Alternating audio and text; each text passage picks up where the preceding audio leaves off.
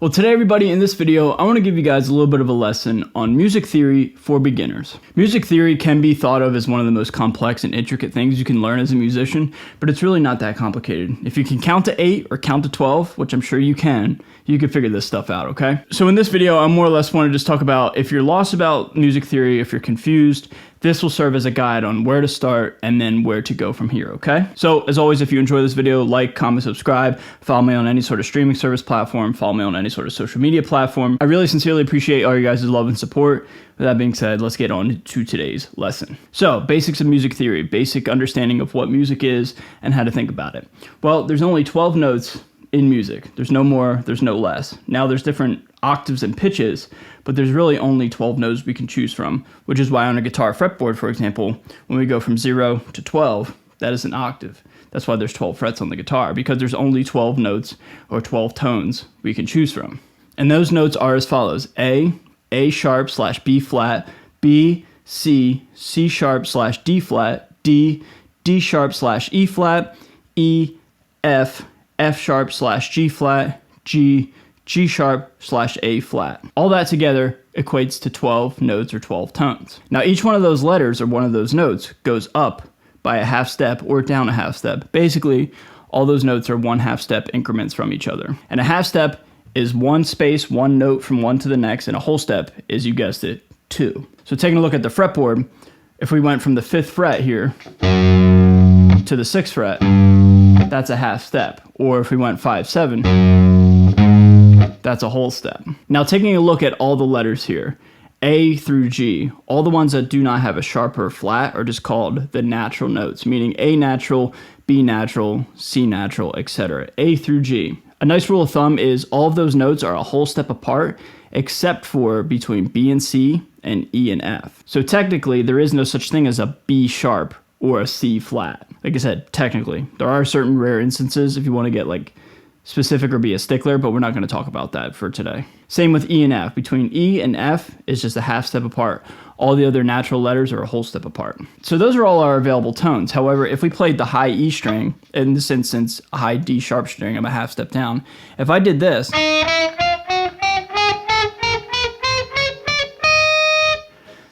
those are all our available notes we can use, right? But that is not necessarily music or musical or playing a song. Those are just all the available notes that we have to choose from.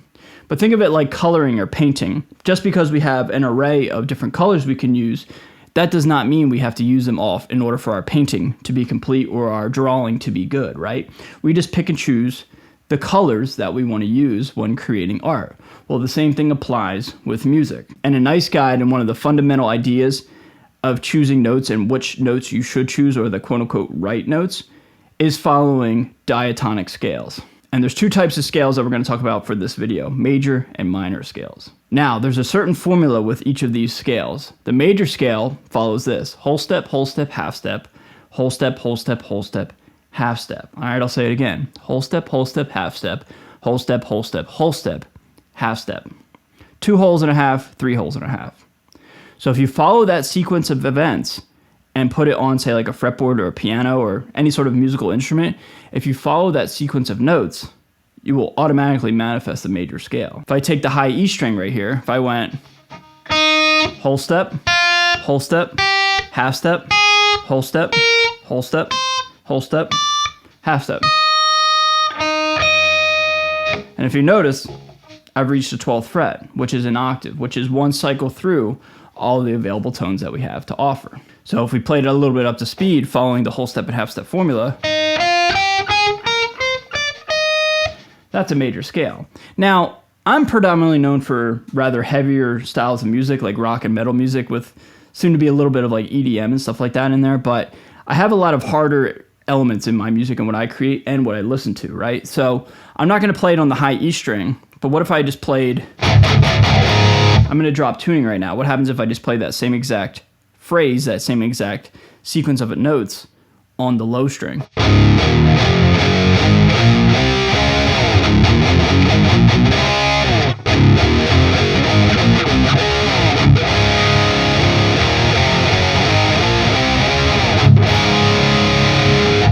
That is now technically a C sharp major scale because I am in drop C sharp a half step down from drop D. But no matter what tuning you're in, I want to make this clear, no matter what tuning you're in, if you follow that sequence of notes, your scale will automatically manifest itself. And the note name is irrelevant. It's just what audibly sounds correct. And you can audibly hear that when you finish out your major scale, it sounds correct. Meaning, if you end at the octave, that's a pretty good indicator that you follow the scale correctly. If you are going up and down your scale and you end not on the octave when you think you're done, you've made a wrong mistake and you've made a wrong choice and you've had a misstep somewhere along the way. It's totally fine, but these scales are incredibly, what am I trying to say here? Like, they let themselves be known. They're not ever really hiding in the shadows. So like if you end the scale correctly, you'll know pretty well, like, if you actually played it right, because you'll end back on the octave. Major scales sound the exact same all the time, okay? Same with minor scales. Now, the other scale I want to talk about is the minor scale. So the minor scale formula is whole step, half step, whole step, half step, whole step, whole step, whole half, whole half, whole. Same concept applies with the major scale. Now we're just going to put it on the fretboard and play a minor scale. So starting with the high E or high D sharp string, whole step, half step, whole step, half step, whole step, whole step. And then put it on the low string.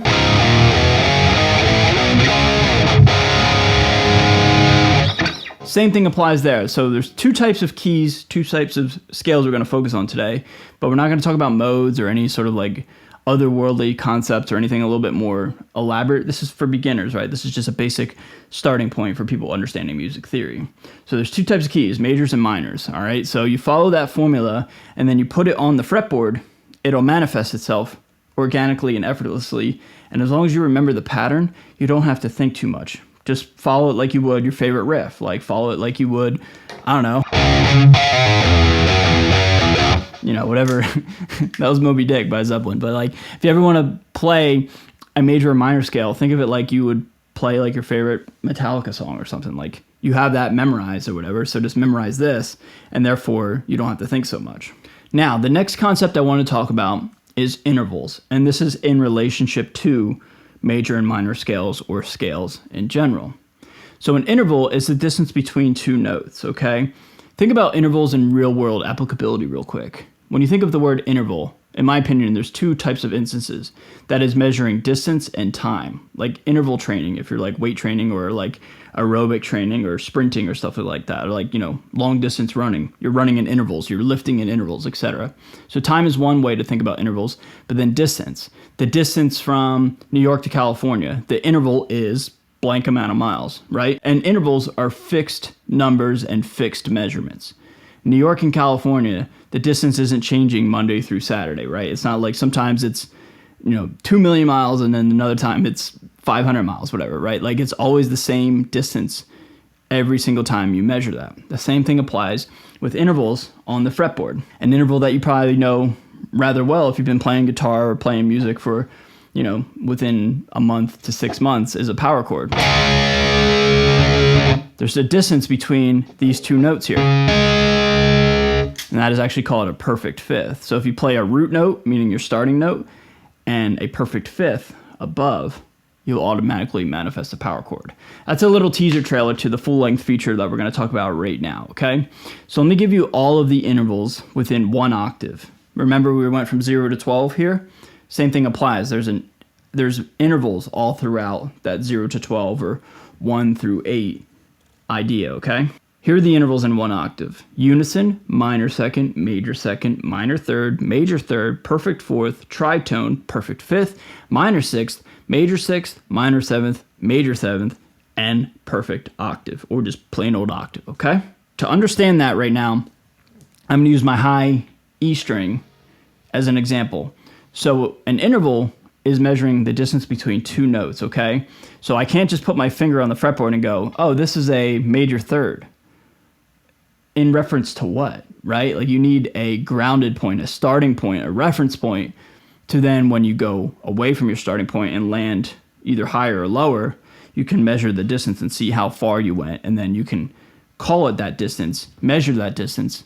And then the final piece of that puzzle is put an emotion, an attachment, a vibe, a feel to that interval. Meaning a power chord, for example, sounds very powerful. Case in point, right? Okay, so here we go. Unison, that's a unison interval, which is kind of an oxymoron because interval implies distance. Well, a unison interval is not an interval at all, really. It's just two notes playing the exact same tone, exact same octave, okay? So like if we're singing in unison, or like we have the same uniform, or we have a unibrow, or we're a unicorn, we all have one. We're all one. Unison, same pitch, same octave, okay? Speed it up a little bit. Minor second. Ooh, listen to that.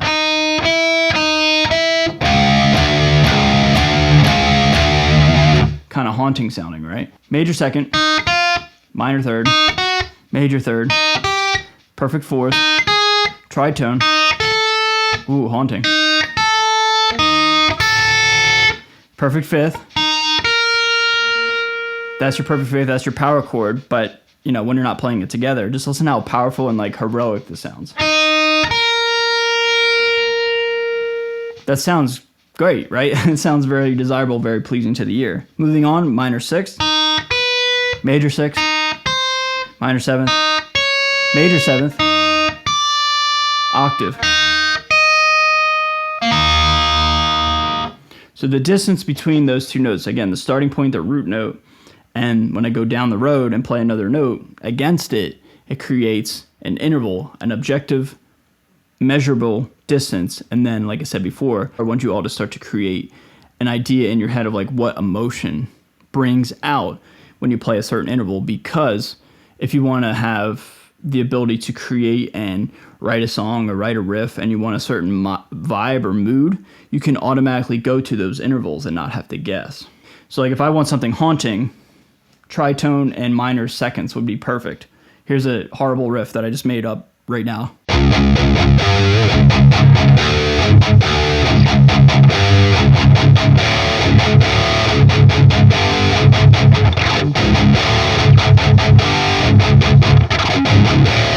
Whatever, but like you hear it like this,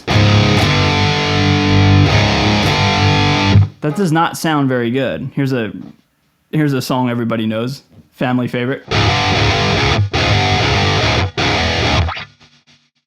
That song, The Beautiful People, does not bring out like happy-go-lucky, feel-good vibes, right? It's kind of haunting, kind of like ominous, and like feels a little gross, right? Feels a little like uneasy because, you know, Manson's got that natural stage presence, but also too, the notes chosen kind of lend itself to that feel as well. Again, minor second, think of Jaws.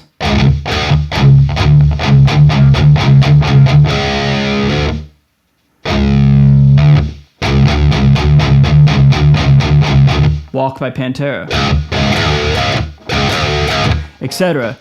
That's a very ominous, haunting, heavy sound. So like if I want a riff that wants that feel and that vibe, for example, a minor second and a tritone would be a perfect way for me to get that vibe objectively without having to guess up and down the fretboard. I know what those sound like in reference to the root note, and therefore I can just automatically go to that spot and not have to guess. And the last thing I want to talk about today is the intervals in major and minor scales, because it's important to know what intervals are inside of those scales. Therefore, you can like, again, attach emotion and feel to the intervals that are chosen. Now that we have major and minor scales, okay, we're already in like a fixed box and we like have a set of parameters and rules against us. Now, if we know what intervals are inside those scales, now we not only know the feel and the vibe of the scale, how it's supposed to sound, but then we also know what intervals are inside it and what type of intervals we can choose not to play. So we have so many different parameters and so many different options to choose and to not choose, and therefore we can understand and like really immerse ourselves in major and minor scales. So the intervals of a major scale are as follows. Unison, I guess obviously, right? Like 0 or 1. Major second, major third, perfect fourth, perfect fifth, major sixth, major seventh, and perfect octave. So if you notice, all the majors and all the perfect intervals are inside of a major scale. And a little sidebar right here, I want to point this out. Notice there's 3 instances of perfect intervals: fourths, fifths, and eighths, or octaves, which is technically 1. So fourths, fifths, and eighths. Well, if you notice, they're called perfect because there's only 1 instance of a fourth, a fifth, and an eighth. There is no such thing as a major fourth or a major fifth, or a major octave and a minor octave. Like if I said to you, play me a minor octave, what does that even mean? That makes no sense, right? There's only one type of octave. It's just when you go, like say you're playing Machine Head by Bush. You know, you just go to an octave, and it's exactly that. There is no such thing as a major or a minor octave, okay? So that's why there's majors. So that's why there's perfects inside of these intervals, because there's only 1 instance of a perfect. So let me give you the intervals of a minor scale. You would think it would just be all the minors and all the perfects, right? Wrong. Doesn't make much sense, but here it is. Unison, major second, minor third, perfect fourth, perfect fifth, minor sixth, minor seventh, and the perfect octave. So there's one little hiccup there. It's a major second. So both the major scale and the minor scale essentially start with the same interval. That is a major second. And that is just something you're going to have to drill, and something you're going to have to just really keep in check and keep in the back of your mind, I guess we'll say. To more or less wrap up today's video and today's lesson, what I want you guys to do is I really want you guys to study this stuff, okay? You guys have been asking for a little bit of theory knowledge and a little bit of theory videos, so I'm really highly recommending you guys take what I'm giving you and really immerse yourself into what I'm saying, okay? Please study this stuff. This stuff is not easy.